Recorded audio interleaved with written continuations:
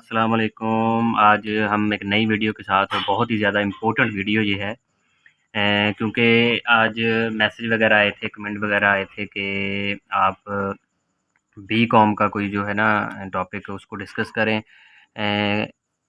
उसको डिस्कस करें और हाँ, आज हम उसको डिस्कस करेंगे क्योंकि उसके पेपर जो है बीकॉम के नेक्स्ट मंथ है। तो आज हम मैथमेटिकल इकोनॉमिक्स पढ़ेंगे और उसमें हम बहुत ही मेजर जो टॉपिक है ना मैथमेटिकल इकोनॉमिक्स में डेरिवेटिव, वो हम आज पढ़ेंगे। ठीक है, मैथमेटिकल इकोनॉमिक्स में मैथमेटिकल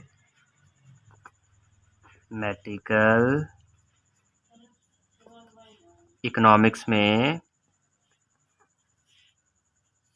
हम पढ़ेंगे जी डेरिवेटिव को।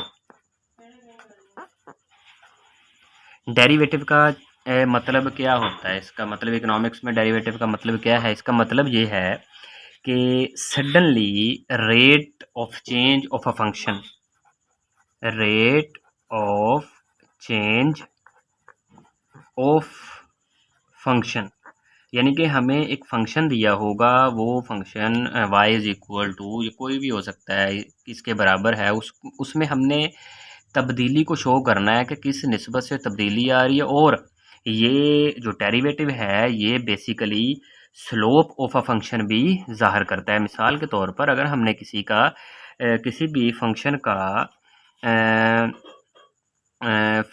का हमने उसका डेरिवेटिव लेना है, तो जो उसका डेरिवेटिव आएगा अगर तो नेगेटिव आएगा तो इसका मतलब है कि उस फंक्शन का जो स्लोप है नेगेटिव है और उसकी जो डायग्राम बनेगी वो ऊपर से नीचे की जानिब आएगी। ये याद रख लेना है, नेगेटिव स्लोप में डायग्राम ऊपर से नीचे की जानिब आएगी और जब पॉजिटिव स्लोप अगर होगा तो फिर उसकी जो डायग्राम है वो देखें नेगेटिव। अगर मैं इधर डायग्राम बनाऊं, अभी हमने शुरू नहीं किया, अभी मैं थोड़ा सा बता रहा हूं।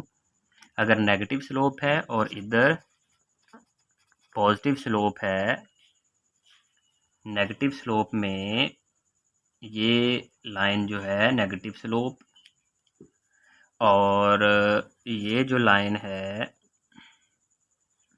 पॉजिटिव स्लोप, हम इसको डिस्कस करेंगे। इसके बहुत सारे फंक्शन रूल होते हैं, हमने सिर्फ रूल को समझना है। बहुत ही सिंपल तरीके से मैं आपको समझाने लगा हूँ। इसकी देख लें, इसकी जो तारीफ हो गया rate of change of function या स्लोप ऑफ अ फंक्शन। हमने स्लोप डिफाइन करनी है किसी भी फंक्शन की, तो इसके जो रूल है सबसे पहले उसको कहते हैं हम दी कांस्टेंट रूल। सबसे पहला जो रूल है वो होता है कांस्टेंट रूल। इसका मतलब क्या है? मिसाल के तौर पर कांस्टेंट 1 से लेकर 100 तक जितने भी कांस्टेंट है ये सारे कांस्टेंट्स को बोलते हैं। तो ये हो गया जी। अच्छा जी, 1 से लेकर 100 तक जो हमारे पास कांस्टेंट है इसको हम कांस्टेंट कहते हैं। 1 2 3 4, 2/3, 3/4, 4/5, जितना भी आ जाए कांस्टेंट, ये सारे हमारे पास क्या है? कांस्टेंट होते हैं। तो इसका डेरिवेटिव क्या आना चाहिए? इसका डेरिवेटिव क्या है? सबसे पहले हमने लिखना कैसे है? जब भी आए इक्वेशन के अंदर यानी कि y इज़ इक्वल टू, मिसाल के तौर पर 5 + 10x, ये है जी इक्वेशन, मिसाल दे रहा हूँ। अब इस इक्वेशन के अंदर कांस्टेंट भी है, वेरिएबल और कांस्टेंट भी है, दोनों इकट्ठे भी हैं। मतलब ये कांस्टेंट है और ये वेरिएबल भी है और साथ में कांस्टेंट भी है। ठीक है, अच्छा मैं एक कांस्टेंट का पहले बताता हूँ। ये इक्वेशन इसलिए लिखी है क्योंकि हमने जब भी डेरिवेटिव लिखना है तो डी वाई, यानी कि जो इक्वेशन इज इक्वल टू हो रही है वो डी वाई। अब जिस लिहाज से हमने लेनी है, ये एक्स लिखा है अंदर, ये लिखना है नीचे डी एक्स। समझ आ गई है? अब आगे यानी कि फिर d over d x is equal to, अब हमने लिखना है इधर कांस्टेंट। ठीक हो गया? तो ये लिख दिया मैंने, इधर कांस्टेंट लिख दिया। अब इसका जवाब क्या आएगा? इसका जवाब आएगा d over d x is equal to, constant की जगह पे डेरिवेटिव जब हमने लेना है तो उसकी जगह पे आएगा बिल्कुल 0। ये याद रख लेना है। कांस्टेंट रूल में जो भी कांस्टेंट हमारे पास आएगी वैल्यू, उसका जब हमने डेरिवेटिव निकालना है तो वो 0 के इक्वल होगा। ये याद रख लें आप। ठीक हो गया? ये तो था कांस्टेंट रूल। अब दूसरे नंबर पर जो इसका दूसरा इसका रूल है वो है, कौन सा रूल है? वेरिएबल, ठीक हो गया, derivative of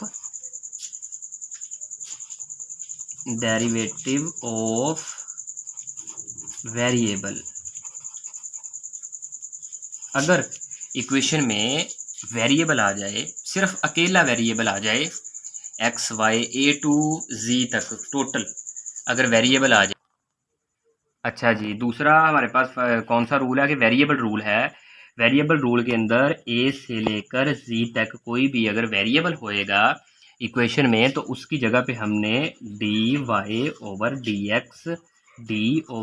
x is equal to x, इसका डेरिवेटिव लें तो इसका डेरिवेटिव क्या आएगा, d over d x is equal to variable की जगह पे आएगा 1। ये याद रख लेना है, जब भी कांस्टेंट किसी भी इक्वेशन में आएगा उसका वेरिएबल, उसका हमने डेरिवेटिव लेना है तो उसकी जगह पे आएगा 0, और अगर हमने डेरिवेटिव लेना है वेरिएबल का तो उसकी जगह पे आएगा 1। ठीक हो गया। आगे वाला, आगे दी पावर फंक्शन रूल है। पावर फंक्शन रूल, तीसरा जो रूल है वो है पावर फंक्शन रूल। ठीक हो गया। पावर फंक्शन रूल का मतलब क्या है कि अगर किसी भी इक्वेशन के अंदर पावर आ गई वेरिएबल के सब ऊपर, अगर पावर आ गई मिसाल के तौर पर डी यानी कि y is equal to 2 + 5x की स्क्वायर, ये आ गया, अपने से लिखा है ये मतलब, या ऐसे आ गया, पावर है ना इधर, इसको कैसे हल करना है। और पावर ये याद रखना है कि ये वेरिएबल अकेले के साथ भी आ सकती है और कांस्टेंट दोनों के साथ भी ये आ सकती है। या एक और मिसाल दे देता हूँ, इधर डायरेक्ट ही मतलब मैं लिख देता हूँ अपने हिसाब से। वो कहता है जी x5 2x5 और 3x की 4, इसको जी आप इसका डेरिवेटिव लें तो x5 का डेरिवेटिव क्या आएगा, d y over d x, इसका वेरिएबल क्या आएगा, ये याद रख लें। x के साथ वेरिएबल के साथ अगर कोई भी कांस्टेंट नहीं है तो इसका मतलब है कि वहाँ पे 1 होता है, ऐसे ही होता है ना, 1 होता है। तो आपने क्या करना है कि पावर को उस जो वेरिएबल के साथ जो भी होगा कांस्टेंट उसको हमने उसके साथ देनी है ज़रब, यानी मल्टीप्लाई करना है 5x।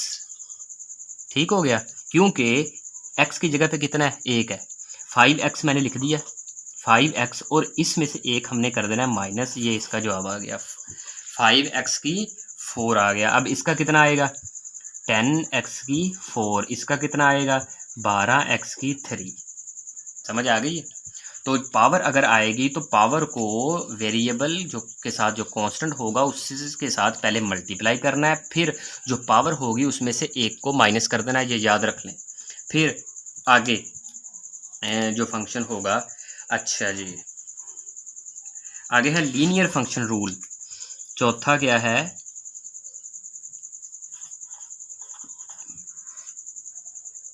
Linear function rule. Linear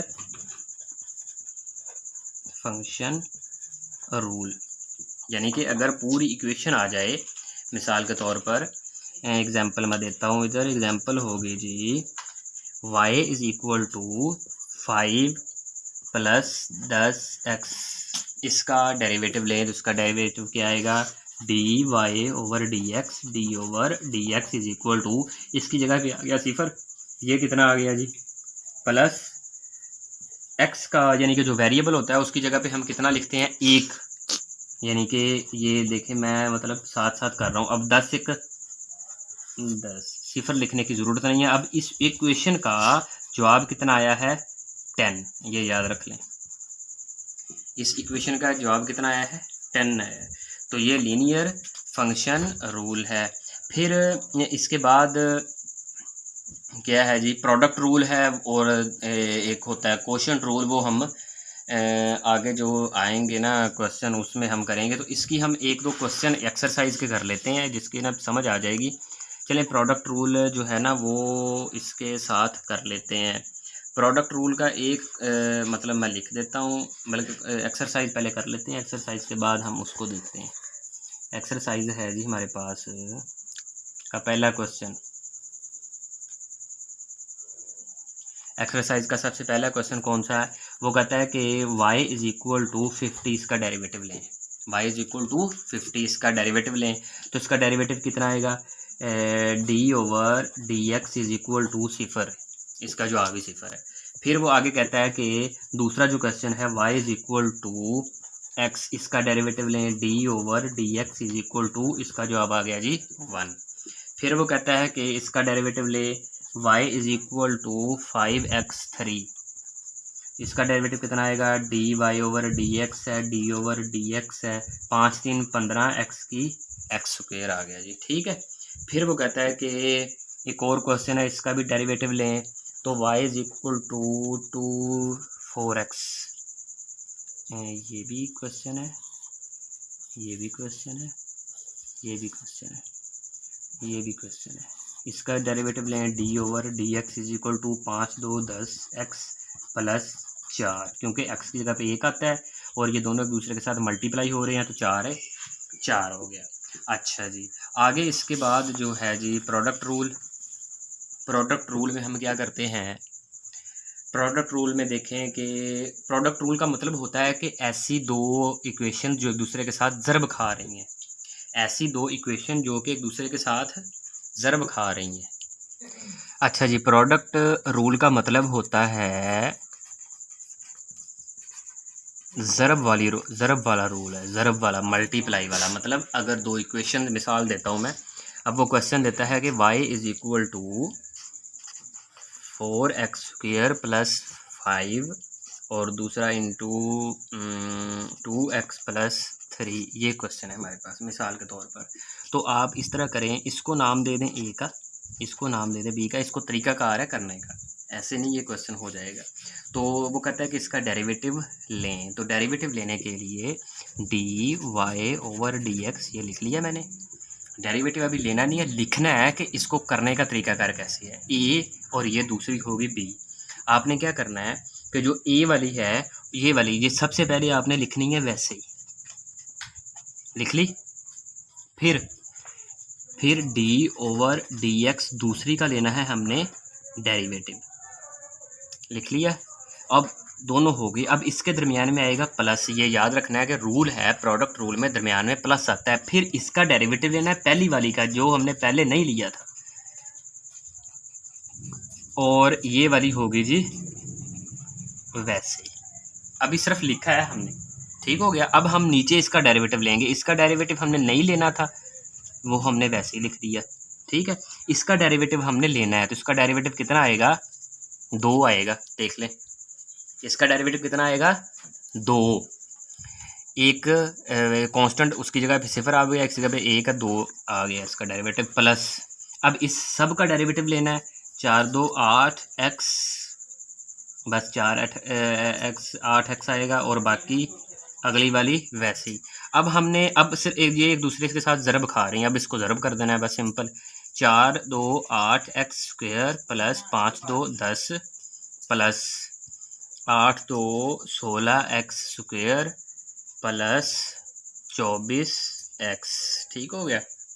अब ये इसके साथ ये आपने लिखते जाना है, dy/dx। अब ये स्क्वायर वाली ये पहले हल कर लें, इसका जब हल करेंगे तो आ गया जी 24x² प्लस 24x प्लस 10, ये इसका आंसर हो गया। उम्मीद है कि आपको इसकी समझ आई होगी। फिर इसके बाद जो है एक और रूल है, आखिरी जो रूल है, जिसको हम कहते हैं क्वोशंट रूल। उसको हम क्या कहते हैं, क्वोशंट रूल उसको बोलते हैं। उसका मैं आपको सिर्फ वैसे मतलब समझा देता हूँ, उसका क्वेश्चन हम फिर करेंगे नेक्स्ट पार्ट में। तो उसको हम कहते हैं तकसीम वाला क्वेश्चन, प्रोडक्ट रूल ज़रब वाला क्वेश्चन, और जो क्वोशंट रूल है उसको हम कहते हैं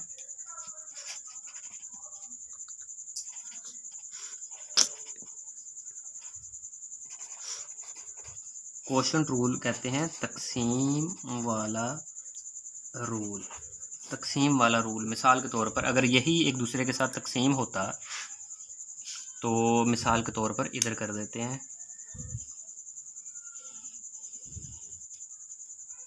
y is equal to 4x² plus y plus 5 2x plus 3। ये हो गया जी। इसका क्या तरीकाकार कैसे करने का, इसको नाम दे दें ए का, इसको नाम दे दें बी का, जो जो मर्ज़ी दे सकते हैं। जो नीचे होगी, जो तकसीम हो रही है, इसके सबसे पहले इसको हल करने का तरीकाकार क्या है, d/dx। इसका नीचे लिखना है आपने स्क्वायर। ये लाजमी ये याद रखें, जो भी तकसीम हो रहा है उसको हमने उसका नीचे लिखना है स्क्वायर। फिर इसी को जो जिसका हमने नीचे स्क्वायर लिखा होता है उसी को बिल्कुल वैसे ही हमने ऊपर लिख देना है। फिर ये बच गई, इसका हमने लेना है डेरिवेटिव, लिख दिया। इसका डेरिवेटिव हम नीचे लेंगे। इसके दरम्यान आता है माइनस, ये भी रूल है।